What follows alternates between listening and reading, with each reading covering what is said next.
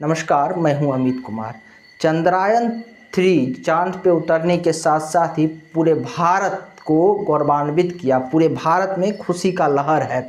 और पूरे भारत में जो है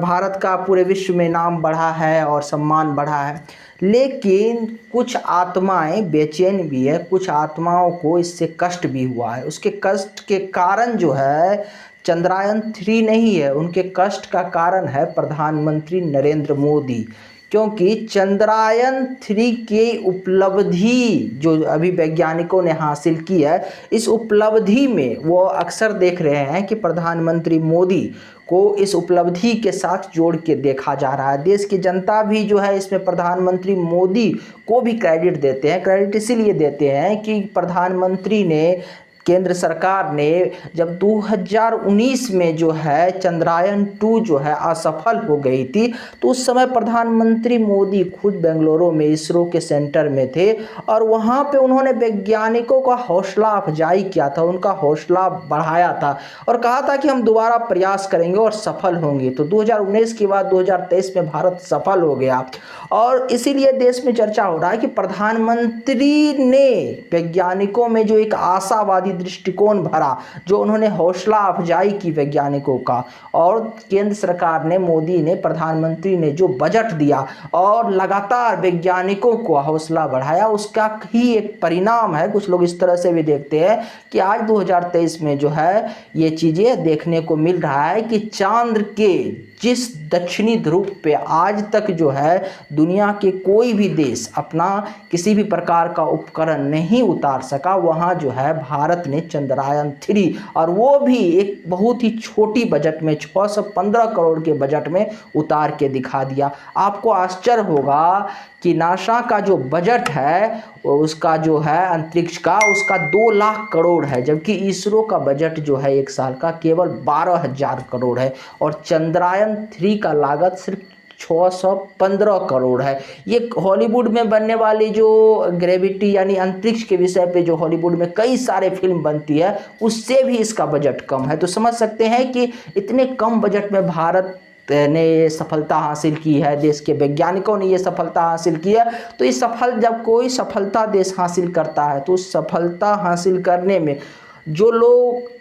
सम्मिलित होते हैं, जैसे चंद्रयान 3 में जो वैज्ञानिक सम्मिलित है उनका तो योगदान है ही, लेकिन एक लीडर का बहुत बड़ा योगदान होता है। क्योंकि लीडर जो होता है ना, वो हौसला बढ़ाने का काम करता है। लीडर जो होता है ना, अपने टीम को जो है हौसला देता है। अगर एक बार आप असफल भी हो गए ना, तो दोबारा आप प्रयास कीजिए, आपको सफलता मिलेगी। और ऐसा ही 2019 में प्रधानमंत्री नरेंद्र मोदी ने किया और जब वैज्ञानिकों ने इसमें सफलता प्राप्त कर ली, और जब से सफलता प्राप्त की है लगातार टीवी पे आप देख रहे हो हर जगह प्रधानमंत्री नरेंद्र मोदी छाए हुए हैं और उनको छाए होना भी चाहिए, क्योंकि वो देश के प्रधानमंत्री हैं। जो भी देश में हो रहा है, बड़ी चीज़ें हो रहा है, कुछ गलत हो रहा है, तो उसके लिए अगर मोदी को कोसा जाता है, उसके लिए जो अगर मोदी की आलोचना की जाती है, तो यदि देश में आज कुछ अच्छा हो रहा है तो उसके लिए मोदी की प्रशंसा क्यों नहीं किया जाना चाहिए, उसके लिए मोदी को क्रेडिट क्यों नहीं देना चाहिए। और प्रधानमंत्री जब ये चंद्रयान 3 लॉन्च हुआ, चांद पे पहुंचा, तो उस समय जो है वो दक्षिण अफ्रीका में थे और वहाँ से अफ्रीकी देशों से ऑनलाइन वो इसमें शामिल हुए थे। लेकिन जैसे ही वो भारत पहुँचे, यानी अपनी विदेश यात्रा से जैसे ही वो भारत पहुँचे, तो भारत पहुँचने के साथ ही सबसे पहले वो बेंगलुरु पहुँच गए और बेंगलुरु पहुँच के उन्होंने उन वैज्ञानिकों का हौसला अफजाई किया, उन वैज्ञानिकों को बधाई दी, उन वैज्ञानिकों को सैल्यूट किया। और ये चीज़ें लोगों को रास नहीं आ रही है।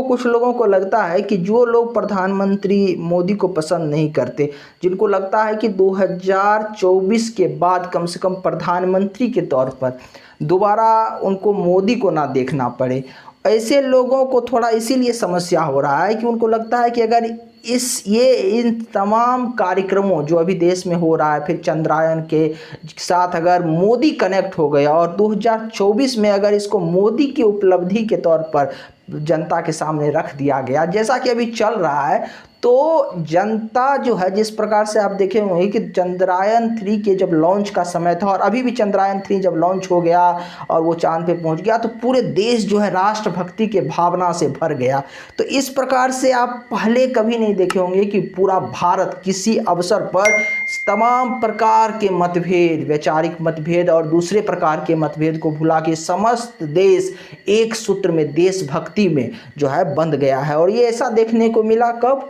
चंद्रयान-3 के लॉन्च से, जब से उसको लॉन्च किया गया और जब वो चांद पे पहुंचा, इस बीच में ये चीज़ें देखने को मिला। तो लोगों को लगता है कहीं ऐसा ना हो कि इसके साथ अगर मोदी का जुड़ाव अधिक हो जाए तो लोग जो है इसका क्रेडिट मोदी को दे दे और मोदी के साथ लोग जुड़ जाए और 2024 के लोकसभा चुनाव में प्रधानमंत्री नरेंद्र मोदी को इसका लाभ मिल जाए। और होते भी वही दिख रहा है, क्योंकि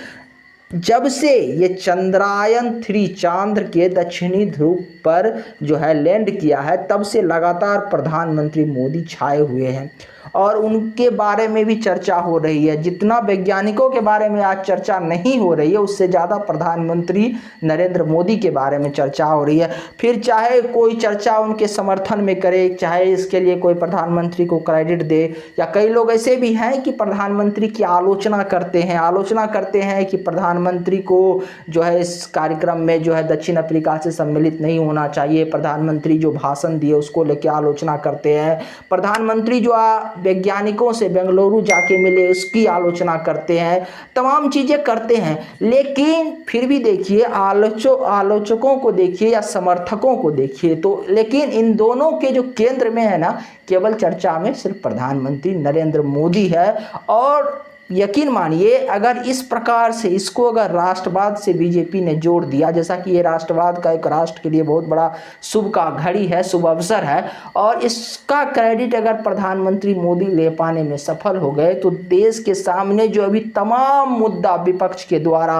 या मोदी के आलोचकों के द्वारा उठाया जा रहा है, वो तमाम चीज़ें विफल हो जाएगी और कहीं ना कहीं 2024 में इसका सकारात्मक प्रभाव देखने को मिलेगा 2024 के लोकसभा चुनाव में।